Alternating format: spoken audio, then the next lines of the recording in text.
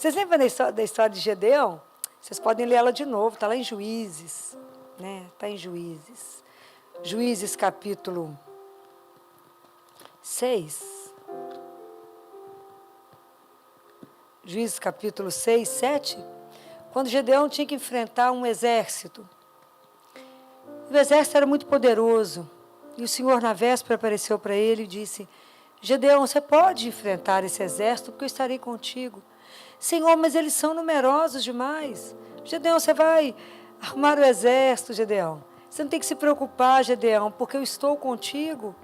Mas, Senhor, eles são muitos. Mas eu estou contigo, Gedeão. Não tenha medo. Aí Gedeão arrumou um exército com 32 mil pessoas.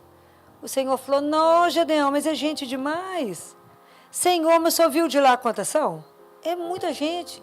Mas, Gedeão, eu estou com você. Mas, Senhor, não, Gedeão, manda 22 mil embora. Sabe por quê? Porque senão vocês vão achar, que a vitória de vocês está na força de vocês. E a vitória de vocês está, na verdade, é na minha mão, Gedeão. E aí o Senhor diz assim: Gedeão, vá lá, vá à noite lá, no acampamento. E sozinho, Senhor? Vá lá, Gedeão, no acampamento do inimigo, para você poder ver como é que eles estão dispostos. Mas se você estiver com muito medo, Gedeão, chama um companheiro.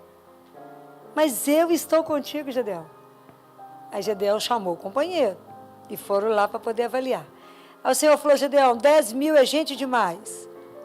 Mas, Senhor, só viu quantos são? Não se preocupe, Gedeão, eu estou contigo. Então o Senhor falou: Gedeão, pega os seus homens e coloque eles para poder tomar água. E você vai escolher os homens que se agacharem e tomar água como um cachorro. Eles vão lamber a água. Você vai escolhê-los. E Gedeão ficou observando aqueles homens e selecionou somente 300 homens. Você imagina, eles começaram com um exército de 32 mil, o Senhor reduziu para 300. E com um grupo de 300, Deus armou somente com a espada de Gedeão. E outros levaram apenas cântaros vazios. E com luz. E aí eles dividiram em 3 grupos de 100, ficaram cada um num ponto do acampamento, e a ordem de Deus, eles começaram a tocar as trombetas. Eles tinham trombetas, somente Gedeão tinha arma. E na hora que eles tocaram as trombetas em pontos estratégicos, todo o exército inimigo acordou, desnorteado, e lutaram entre eles mesmos. E morreram. E Gedeão venceu com uma única espada que era dele, quando ele levanta para declarar a vitória. Então, Deus nos prova que a única arma que, na verdade, a gente precisa é a confiança no nome daquele que nos sustenta e que nos criou. Mas como é difícil chegar num ponto desse. Não é fácil, né? Porque exige de nós um querer, porque Deus nos deu a liberdade, Ele colocou a fé em cada um de nós. Mas Ele não nos obriga a crer, Ele apenas nos convida a crer. Ele apenas nos convida, somente isso. Então tem que ter um encontro entre a liberdade nossa e a graça que Deus dá. Se eu desejar, se eu buscar, isso acontece. Mas se eu não buscar, Deus não vai me penalizar por isso, imagina. Quem vai perder e não andar na presença do Senhor sou eu mesma, não é? Eu que vou viver uma existência mais fragilizada porque eu não estou sustentada. Porque essa é a segunda palavra, né? A primeira palavra é a confiança que a gente estava falando. Essa entrega, esse abandono. Então, eu confio em quem? Naquele que me criou, naquele que me ama. Eu confio nesse amor. Eu confio na frase que ele diz: eis que estarei convosco todos os dias. Jesus não pulou dia santo, feriado. Não pulou pandemia. Ele está conosco todos os dias, né? Mas como é difícil até a gente tomar posse das palavras de Deus e viver isso. E a segunda palavra, que é essa, não é? É aonde eu estou, onde eu coloco o meu pé. A fé tem que estar enraizada. Eu tenho que ter algo que de verdade dê sustentação, dê fidelidade. Aonde que você de verdade, a hora que o vento bate, a hora que você perde as coisas que você achava que estava seguro, aonde você está? Jesus contou uma parábola. E ele contou essa parábola e a gente vai encontrá-la em vários lugares, né? Eu separei o trecho de Isaías, de Mateus, e ele diz assim em Mateus 7, todo aquele que ouve essas minhas palavras e as põe em prática, será comparado ao homem sensato que construiu sua casa sobre a rocha.